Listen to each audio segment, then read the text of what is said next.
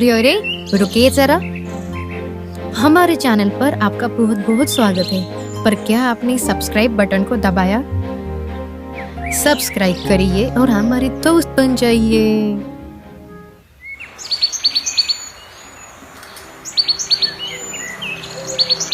वाह, कितनी शांत जगह है ये। यहाँ पर स्नान करके तो मन ही शांत हो गया। अरे हे ईश्वर, ये चिड़िया क्या कर रही है? रुक जा, वो मेरे वस्त्र है। हे भगवान, अब मैं क्या करूं? ना तो वस्त्र है और ना कोई सहारा। ये कैसा अपशगुन है भगवान।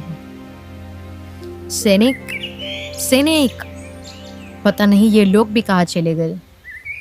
राजकुमारी जल से धीरे धीरे बाहर निकलती है, खुद को पेड़ों के पत्तों से ढकती है और चुपचाप चिड़िया के पीछे जाती है।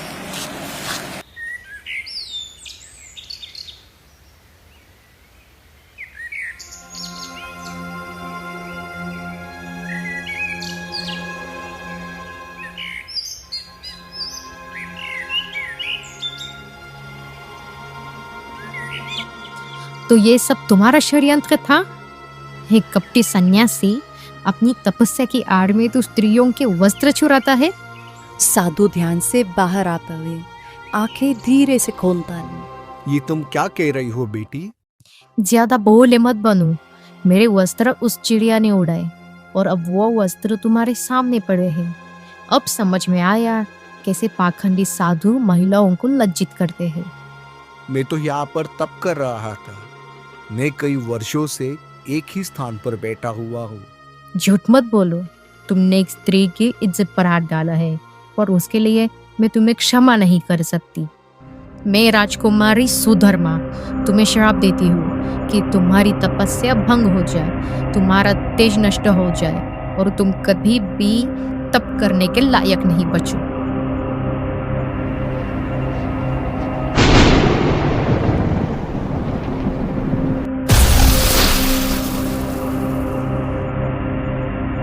यही वो चिड़िया थी जिसने मेरे वस्त्र चुराए। आभार राजकुमारी, तुमने वही किया जो मुझे चाहिए था। इस तपस्वी ने मुझे हजारों वर्षों से इस पीपल के वृक्ष में कैद कर रखा था और जब तक इसका ध्यान अटूट था मैं मुक्त नहीं हो सकता था। लेकिन अब तूने इसे श्राप दिया और अब मैं मुक्त हूँ।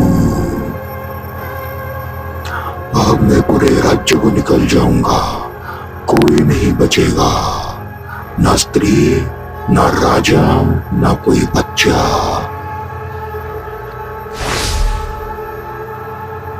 हे भगवान, ये वही दिन है जिसका मुझे भय था। हे भगवान, ये मैंने क्या कर दिया? मैंने आपके ऊपर संदेह किया तपस्वी जी। हे भगवान, अब ये सब विनाश मेरी वजह से होगा।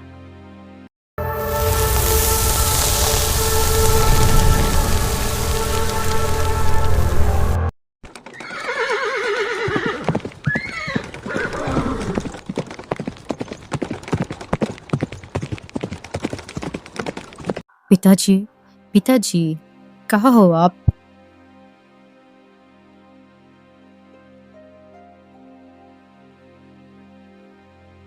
सुधर्मा बेटी, ये तुमने क्या हल बना रखा है? कहो, क्या हुआ? मैं नदी में स्नान कर रही थी तभी एक चिड़िया आकर मेरे वस्त्र चुरा कर चली गई और एक साधु के सामने जाकर उन्हें डाल दिया। मैंने देखा और मुझे लगा कि वो साधु ही दोषी है, तो मैंने उसे श्राप दे दिया पिताजी। क्या तुमने एक तपस्वी को श्राप दे दिया? किस तपस्वी को? वही जो वर्षों से जंगल में एक बड़े से पेड़ के नीचे तपस्या कर रहा था। हे ईश्वर, कहीं वो ब्रह्म ऋषि स्वर्ण तपस्वी तो नहीं थे? हाँ पिताजी, यही नाम लिया था उन्होंने। और जैसे ही मैंने श्राप दिया, वह चिड़िया एक भयंकर राक्षस में बदल गई। उसका नाम था कपाल ग्रह। कपाल ग्रह? वो तो बहुत ही भयानक राक्षस है जिसको ऋषियों ने एक वृक्ष में बांध दिया था। यदि वह मुक्त हो गया है तो महाराज राज्य पर विनाश निश्चित है। उस राक्षस को काबू में करने वाला सिर्फ एक ही आदमी था, ब्रह्म ऋषि स्वर्ण तपस्वी। अब यदि उनकी सिद्धियां भंग हो गई है तो अब हम सब कुछ भी नहीं कर सकते। मैं ही इसका कारण हूँ पिताजी, मेरा अज्ञान और मेरी झूठी बुद्धि। बेटे, हम सब मनुष्य हैं और गलतियां तो मनुष्य से ही होते हैं ना। अब हमें हमारी गलती पर पछताने के बजाय उस गलती को सुधारने के बारे में सोचना होगा। सेनापति जी, हमारे सभी सेना को तपस्वी जी की खोज में भेज दीजिए।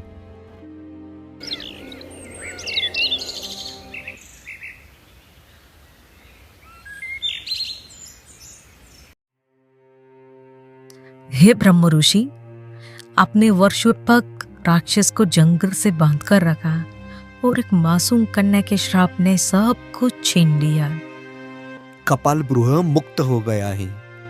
हाँ, और उसने पास के 2 गांवों को जला डाला। अब शायद तीसरा निशाना राजमहल हो सकता है। अब और कोई मार्ग नहीं है। क्या आप राजकुमारी जी को दोषी मानते हो? नहीं, वो पुत्री तो केवल एक माध्यम थी। यह सब तो विधि का विधान है।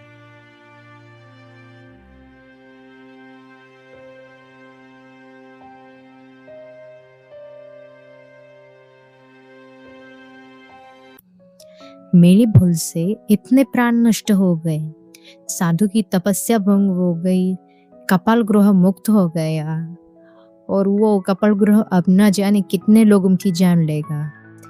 क्या मुझे जीने का कोई अधिकार है? जीवन त्यागना समाधान नहीं राजकुमारी जी। अगर कुछ करना ही है तो प्रायश्चित कीजिए। कौन है वहां पर? यदि तुम सचमुच पछताती हो तो चलो उस ऋषि के पास और उसकी अधूरी कथा को पूर्ण करो। हाँ, मुझे क्षमा मांगनी है और अगर यदि संभव हो तो उनके लिए ये फिर से तब भी करूंगी।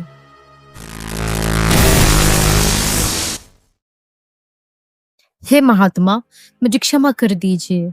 मैंने अज्ञानवश आपको श्राप दे दिया। बेटी, मैंने तुझे श्राप नहीं दिया क्योंकि मैं जानता था कि यह क्षण नियत है। लेकिन हाँ, तेरे शब्दों ने मेरा तेज भंग कर दिया। मैं जीवन भर प्रायश्चित करती रहूंगी, पर कृपा करके मुझे बताइए अब क्या किया जाए। वो राक्षस राज्य की ओर बढ़ रहा होगा। बेटी, कपाल ग्रह को शस्त्र से हराया नहीं जा सकता। वो एक बहुत शक्तिशाली मायावी राक्षस है। उसे बांधने के लिए साधना चाहिए होगी। पर अब तुमने जो मुझे श्राप दिया है, मेरी साधना भी जा चुकी है। तो मैं तब करूंगी, मुझे मार्ग बताइए। यदि मेरे प्रायश्चित से आपकी सिद्धियां लौट सकती है तो मैं अपने शरीर छोड़ने तब तैयार हूँ। सुनो सुधर्मान, ये अग्नि तीर्थ है।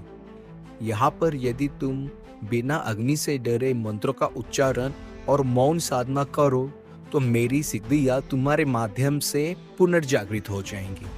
पर याद रखना, अगर तुम्हारे सामने कोई भी स्थिति हो और अगर तुम पीछे हट जाओ तो अग्नि तुम्हें वहीं पर भस्म कर देगी। समझी? मुझे अग्नि भी स्वीकार है यदि उससे आपके प्राण बच सके। राजकुमारी जैसे ही तप करने बैठती है तप की अग्नि एकदम से झुलस जाती है, पर राजकुमारी बिना डरे तप शुरू रखती है।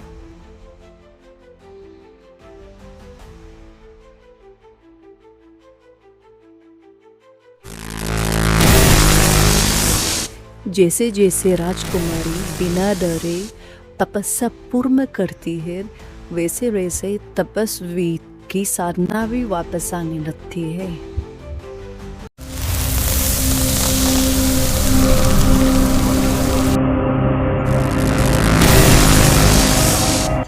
तो फिर आ गया तपस्वी। अच्छा है, इस बार जिंदा बचकर नहीं जाएगा। 1000 साल हो गए हमें युद्ध किए हुए। लगता है तू भूल गया है कि मैं कौन हूँ। पर आज मैं तुझे फिर से उस पेड़ से बांधने नहीं आया हूँ। मैं वो गलती दोबारा नहीं करूँगा। आज तू मेरे हाथों मरेगा, यहीं पर, समझा?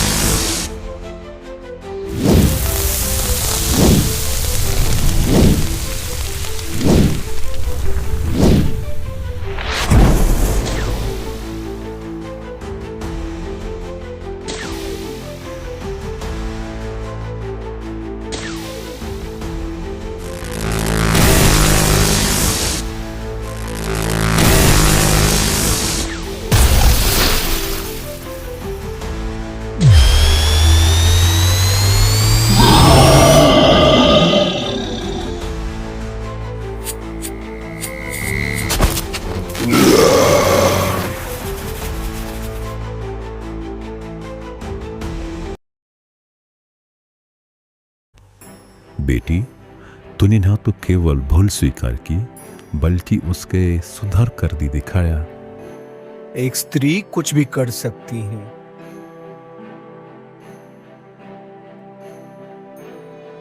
सब्सक्राइब करिए और हमारे दोस्त बन जाइए।